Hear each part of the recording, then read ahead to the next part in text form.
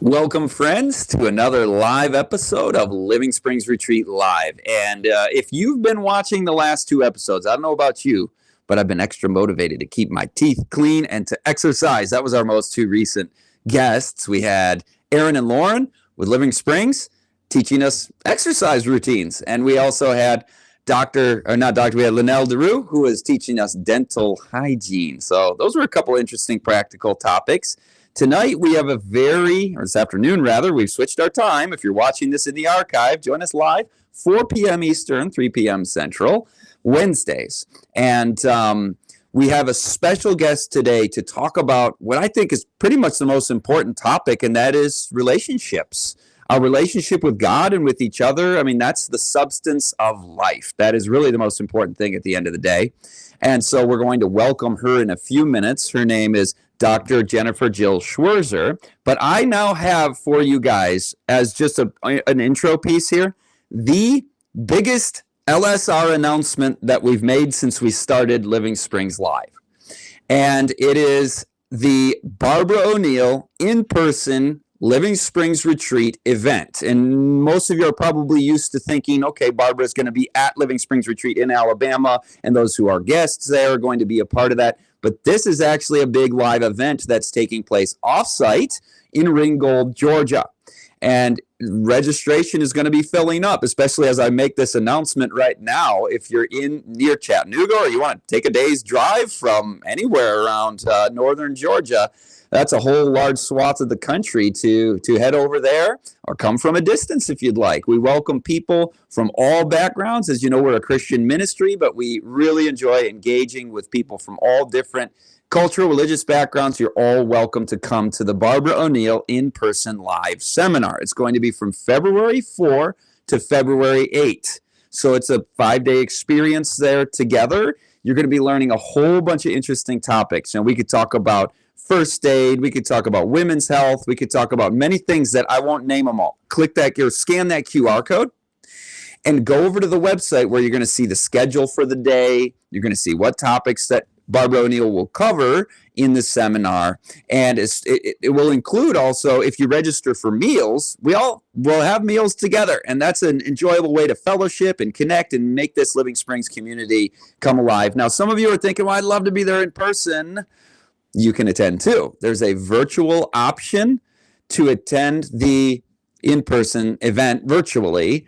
You won't be at the meals, sitting at the table next to Barbara O'Neill, next to Jeffrey and Vanessa and Aaron and Lauren and the whole team.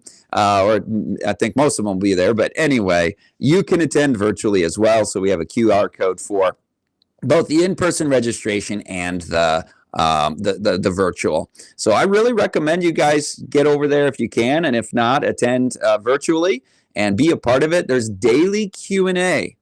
So get ready for, having your questions answered and see if you can stump her. So anyway, that's the big announcement. Our guest, Dr. Jennifer Jill Schwizer, is with us now. And if you wouldn't mind, Jeremy, you don't have a bio on the screen. I'm going to have to ask Dr. Schwizer to tell us a little bit about herself. Relationship counselor, PhD education.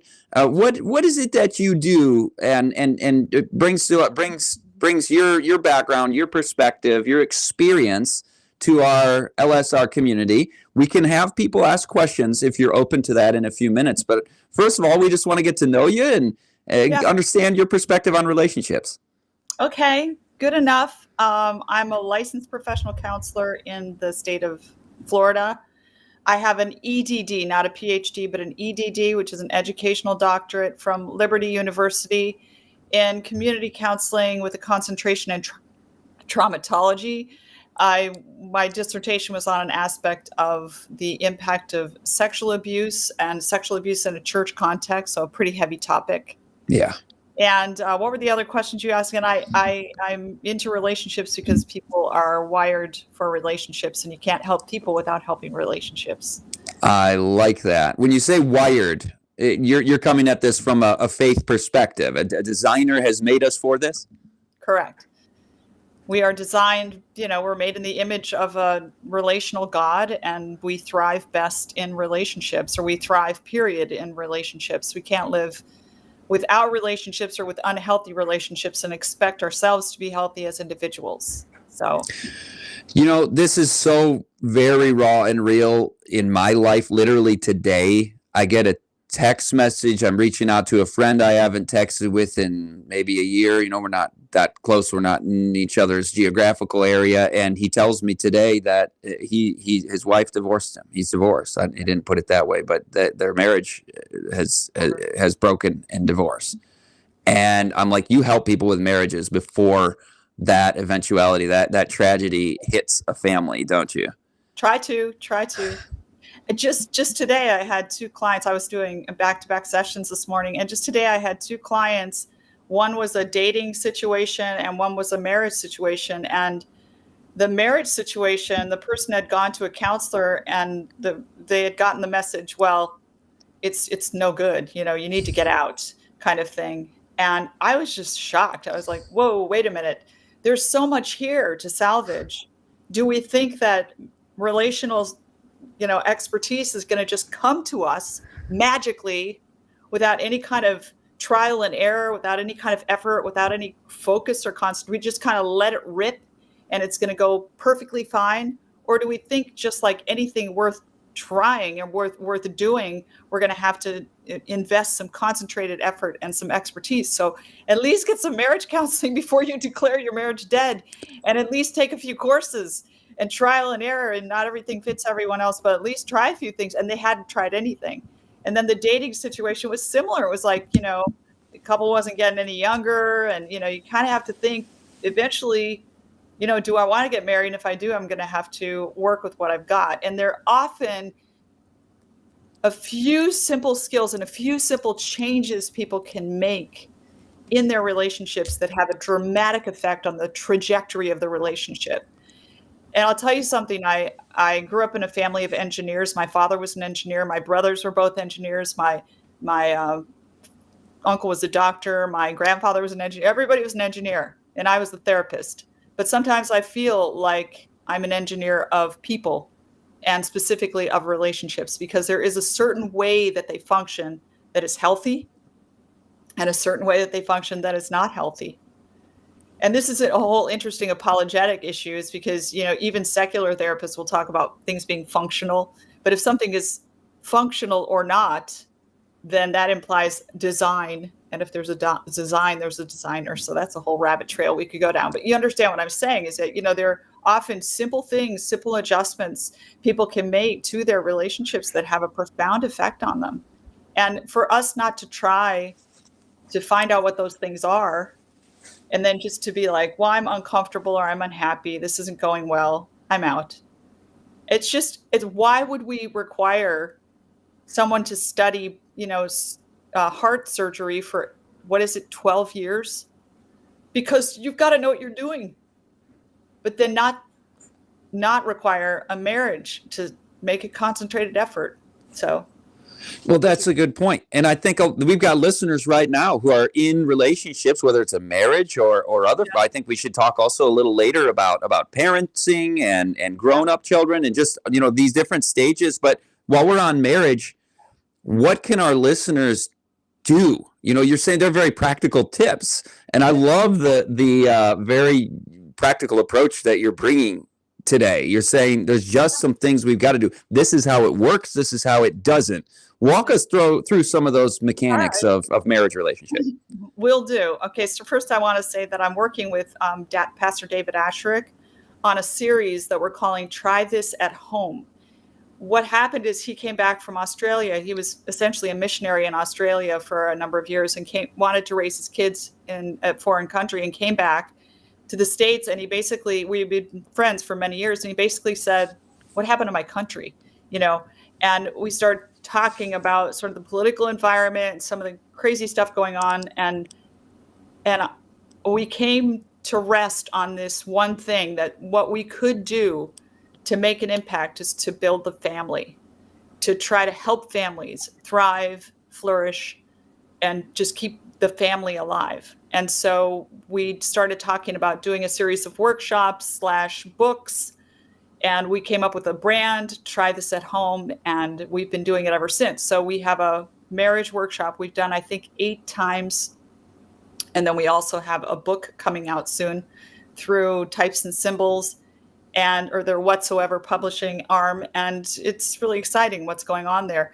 So you wanted me to give a boil down of just an example of a skill that could be exercised in marriage. And by the way, Pastor Asherick really loves that aspect of what we do, that it's a skill-based thing, because he's someone who loves to develop skills. He's a very skilled person. And so he likes that mindset. And I think overall, men appreciate that mindset. If they can go at marriage, like, if I just learn some things and master some things, this could go a lot better than it's going. I think it gives them a fighting chance and more of an inclination to invest in a process of improving their marriage. That's just an aside. But just to give you an example of just a small change that can have profound effects, we talk about the research behind what's called the affirmation to criticism ratio. I use a lot of John Gottman's material. He's a Jewish guy that does marriage like nobody else does marriage. And he's very scientific, not very science-based. And because he's fair with the science, he ends up being biblical, even though he's not trying to be biblical. He's a Jew, practicing Jew, but he's not coming from a biblical standpoint, but he arrives there. So one of the things that he and others have said is that you have to be very careful with criticism in marriage, because what can happen is you can create a power struggle or like a courtroom feeling in the marriage that doesn't really need to be there and isn't really that effective, or it isn't effective at all in the marriage to improve the marriage. You may prove your spouse wrong, you may win the argument, and they may apologize, but it hasn't necessarily helped you change patterns in that relationship, even though we believe there's a place for apologies and reparations and so forth. But what we say is move out of the courtroom mode into the workroom mode. You're in this together. Learn how to make each other happy. And so one of the things that Gottman teaches is this affirmation to criticism ratio, because criticism is so really harmful and it draws so much on what we call the emotional bank account of the marriage. So what essentially that says is you have to issue 5 affirmations for every criticism. And that's because the draft that a criticism takes on the emotional bank account is not easily replaced. And so just make at least 5 affirmations, say 5 positive things before you issue another criticism. Gottman goes so far as to say there is no such thing as constructive criticism. Just say what you need. That's how you share with your spouse a deficit or something that's going wrong, is I need this. And that's fair. But if people will incorporate that 5-to-1 ratio, and honestly, the experts say it needs to be more like 20-to-1, but we say start with 5, because most people are more like 100 criticisms, and maybe once a year they'll say, well, I'm glad I married you, or something, or you look nice in that color, and that's it. That's where most of the couples start out. So if you can just do 5-to-1, it can make a profound difference on that relationship. If people will just learn to incorporate the habit of, I really like how you did that. You look nice in that color. I love it that you spoke to that person that way. Really well done. We just don't do that naturally as human beings. We are much more inclined to issue criticisms and critiques and judgments than we are to build other people up. And so it's a learned skill, but the thing is that these skills tend to be self-reinforcing. So if a person starts to affirm their spouse, they like the way it feels, it has a good impact on the relationship, and the couple starts being happier, and there's that reinforcement, and it can take on a life of its own. I've heard of this. I heard it as 10-to-1. I have a teaching background. So in the classroom, with your students, 10-to-1, and that works in a marriage. 20-to-1 is a great ratio. But what you said something new to me just there. And that is that the criticism, it shouldn't feel like you're working on the person. Like, this is what's wrong with you, and I'm going to be constructive and help construct you so you're going to be a better you. It's like, I need this. And, I realize I'm imposing something on you, but is this something you can accommodate? Because this is something that I really need. And do that once for every 5, 10, 20 of affirming, encouraging, And that's just this is so common sense, but why we just don't do it. Like we got to hear it from like the research from the expert and go, yeah, that's how it works. You have people you've counseled who do this and it works, doesn't it?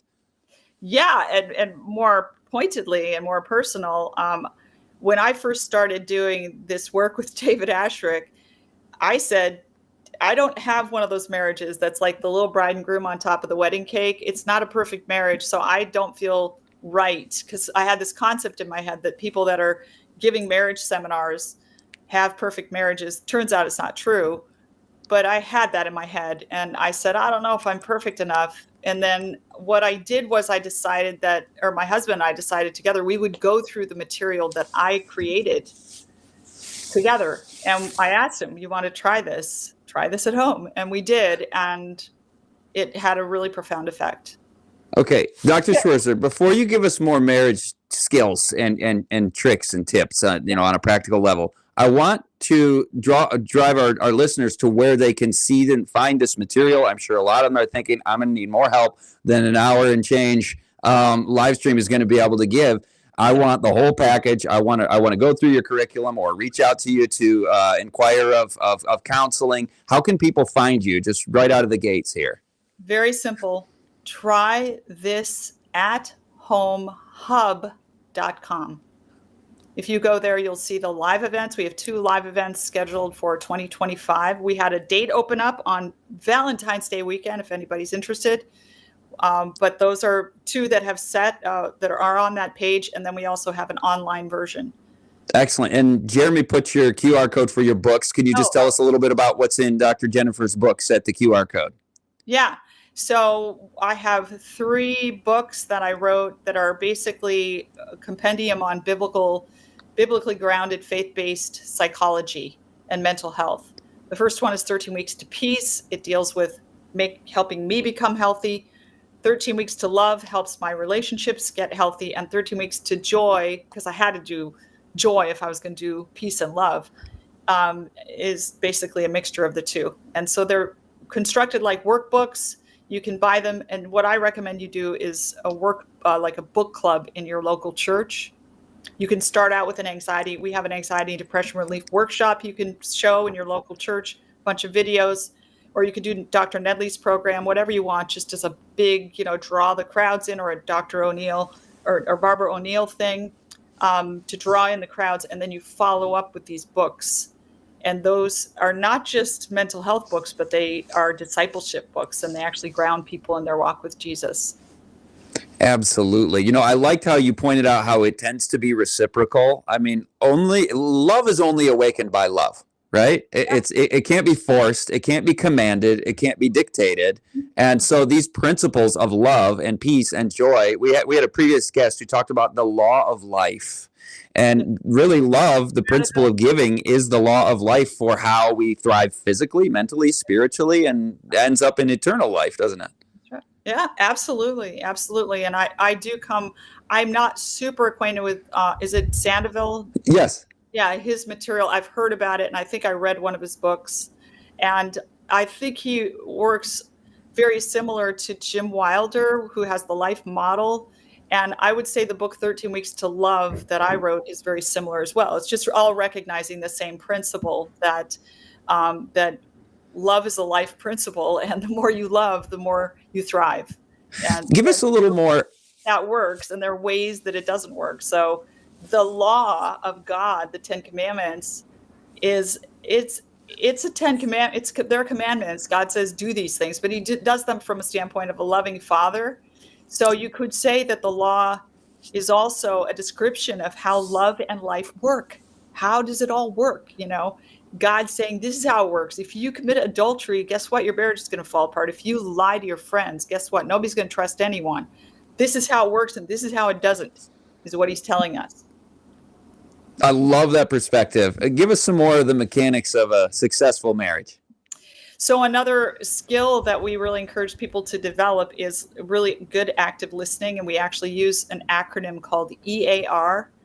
And empathy equals ask and reflect. And we actually demonstrate it in front of the congregation or the audience when we do these live events.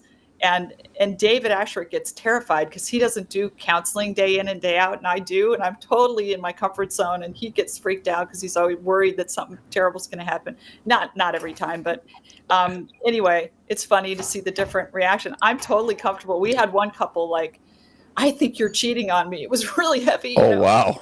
And I was like totally calm. I didn't care, Anyway, so we do that, and we train people in active listening. And one of the most important skills bound up in active listening is what I call asking curious questions, asking questions from a place of loving curiosity. It's part of this transitioning out of judgment into working. And so just learning how to ask questions. One of the things we encourage couples to do is ask each other open-ended questions.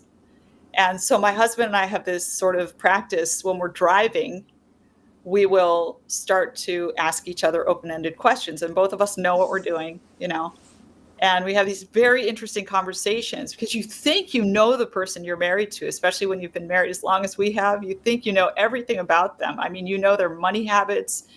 You know that they spill water on the floor when they wash their hands. You know that they leave their food out and don't put it in the fridge. You know all that stuff that has to do with, being in each other's space all the time. But then you forget that this is actually a human being, and they're a whole universe of mystery and intrigue if I will but tap into it. And so that's what curious questions do, is you just ask, you draw the person out, And we've had some fascinating conversations, and I've been married to this guy forever.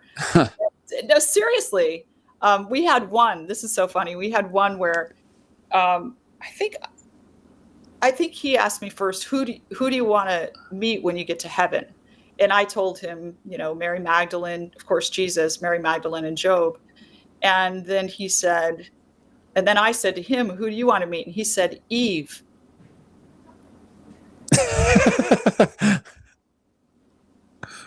I wasn't sure how to take that. I'm still not sure. Yeah. A very interesting conversation. I said, well, what makes you want it? And he said, well, I've heard she's really beautiful. And so now I'm trying to figure out whether I need to be jealous of Eve. It was very funny. Yeah. Well, I love that you're able to share that too. I mean, most people would be like, you're up on the platform, on the stage with these people with these very heavy, you're like, yeah, I'm totally good with it. We've got to be able to be willing to have difficult conversations, right? And just be honest. And that's what's the opposite of honesty? I mean, that's not the law of life. That's cover-ups, that's deception, that's the enemy. So that's a good one. Open-ended questions. Feel free to follow up on that and give us a couple more open-ended questions. Like, what can you ask? Yeah, I will. But let me just say quickly that my husband is like the most pure man. Like, I've been married to him forever, and I have never worried one day in my life. I'm fortunate because I know a lot of women have this situation where they have to worry about pornography and inappropriate, lust and all that. But I have absolutely no jealousy or fears because of who he is. And I'm grateful for that. But I, at the same time, recognize it can be very difficult if it's not the case. So I'm not trying to paint him in a certain way. It's just he appreciates beauty, and female beauty is an incredible thing. And so why lie about that? Why deny that? Okay, so more open-ended questions. Okay, one of the things we ask each other is, what's your favorite meal that you've had in your whole life? So the whole point of open-ended questions or curious questions is it's not a yes or no, it's not a where or when. It's something the person has to really unpack and share. Something about their loves, their preferences, their desires, their process, their intellectual processes. And so he'll just describe a meal like start to finish. And it's so entertaining. Someone's favorite meal, some of the stuff he says. So that's one. You could ask, things that are more somber, like which of your parents did you feel more bonded to? Or you can ask about memories, like share with me a memory from when you were very young where you felt like God touched your life in a special way. Do you have any of those God moment memories? I'm just kind of working off the top of my head. We actually did a series of, we call them mystery questions. And we have, I think, 150 of them. And what we want to eventually do is create a deck of cards that people can buy and put on their coffee table and just pull out a question. But So I'm going off the top of my head here, but things like from the person's childhood, when you tap into memories, it can really be a bonding experience.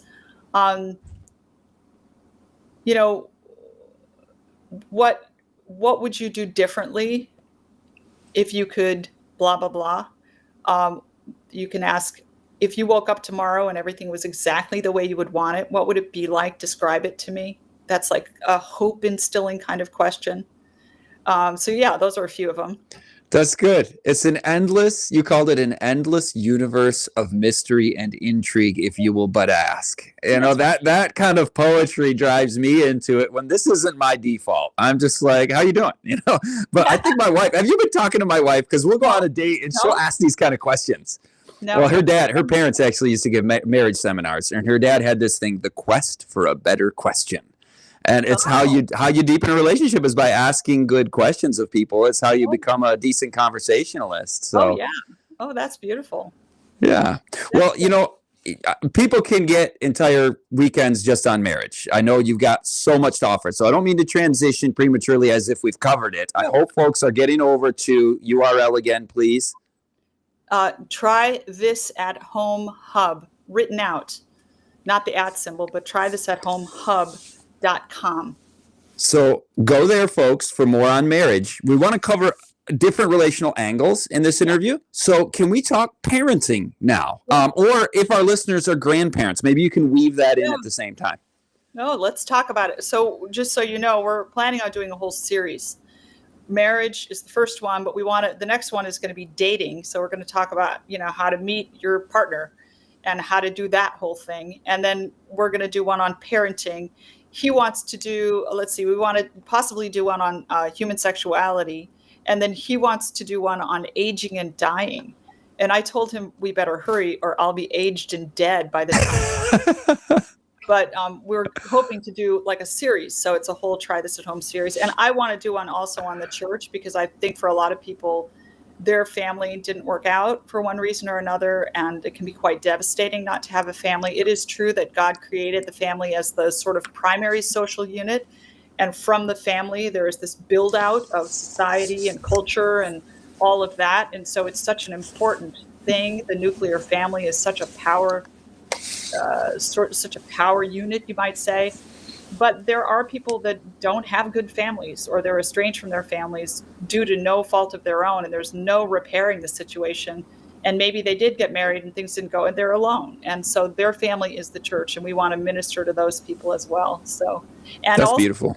We find that families thrive better, nuclear families thrive better in a church context. To have that larger kind of extended and spiritual family is a really important part of supporting the family. So anyway, we're planning on doing a whole series on the family, just the whole concept of family, and we're excited about that. So let's talk about parenting. It's such a big topic, but let me start just with how my parenting philosophy has changed since I've had adult children. Now, you're a younger man, so you probably have kids that are still at home. Is that right? Yes. Okay. And so when you're a young person with a young family, and you're an idealistic person, which I think you probably are, and many of your listeners are, you kind of look at those sweet little faces and you say, I'm going to be different. I'm going to be the kind of parent that just ensures that you end up in the kingdom and that you end up following in the footsteps that I have laid out for you, that you'll end up adopting my entire value system, And what happens when your kids become adults is you discover the power of free will. And I had a few conversations with God in the process of my kids becoming adults where I said, God, I've always said I really love this free will thing, but I'm not so sure now. I'm not so sure it's a good idea, because you kind of, if your child goes off the rails, you kind of encounter the gravity of it, and really what a risk God took in creating human beings with agency. And in many ways, I had a conversation with my friend when our kids were growing up, and I said, well, we don't want obedient robots. And she said, well, I'll take a couple, So it is hard, to face that free will factor. But I'll say this, that it has taught me in my parenting experience that it's much safer and I think much more biblical to adopt an outflow-based parenting model than an outcome-based parenting model. The outcome-based parenting model says, if I do these things, there is a guaranteed outcome. Now, it is true that if you do certain things with your children when they're small, it's going to create a tendency and a trajectory and a greater likelihood that things will go a certain way. And that is borne out in research. There's a ton of research on the blend of basically justice and mercy in a parenting style that creates the very best outcome. They don't call it that. They call it support and control, but it's basically law and grace. And if parents sort of embody that law and grace with their children, there's tons of research to this effect. And these are just scientists looking at the facts. And they discover that if the parents have that embodiment of law and grace, and that's how they run their home, that the chance of the child being well adjusted and embracing the value system of parents is quite a bit higher. But it never guarantees an outcome. That child still has free will. They also have an extended family. You have genetics that play in and a whole bunch of other factors. And so the outcome-based parenting model says, if I do these things, I will get this guaranteed result. And you don't realize it, but in the process of doing that, you're denying free will. And so then what happens is the child becomes an adult and they do things you don't want them to do. And you end up continuing to parent them past the point where you should be parenting them. And so you end up controlling the child in a way that jeopardizes the adult-child relationship with their parents. At least that can potentially happen. So the outflow-based parenting model is from a different platform. It's from the platform of, I am going to give everything to this human being that is entirely dependent on me at the beginning of life. And then, to a lesser extent, as they become an adult, I'm going to pour in to this human being because that is the calling that God has put before me as a parent. He, as a loving father, gave himself for humanity. I'm going to do the same thing for my kids in the microcosm. And then I'm going to leave them in the hands of God. And I have found that parenting model actually keeps the parents sane because the parents' mental health matters too. So I encourage parents, even if you're in those early years where you have more control of your children and you haven't experienced any parenting disappointments yet, go ahead and adopt that model and just realize this is not a guaranteed outcome. You can do your best, but know that, this is a human being. Go ahead.